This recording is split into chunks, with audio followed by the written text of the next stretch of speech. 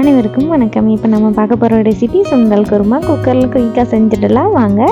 Oil ஊற்றி பட்டை, கிராம்பு, சோம்பு, இலையும் போட்டு பொரிஞ்சதும் வெங்காயம், பச்சை மிளகாய், கருவேப்பிலை, தக்காளி போட்டு நல்லா வதக்கி கொடுத்துக்கலாம். நான் தக்காளியை அரைச்சி பேஸ்ட்டாக ஊற்றிட்டேன். நீங்கள் கட் பண்ணி போடுறதுனாலும் போட்டுக்கலாம்.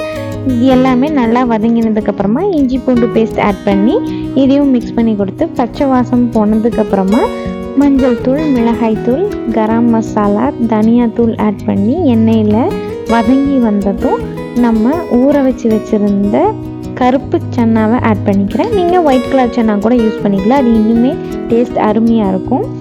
இதையும் நல்லா மிக்ஸ் பண்ணி கொடுத்துட்டு ஒரு 2 நிமிஷம் அப்படியே வதங்க விட்டுட்டு தேவையான அளவு தண்ணி ஊற்றி விசில் வச்சிடலாம். 3 விசில் விட்டால் போதும், நல்லா வெந்து வந்துடும்.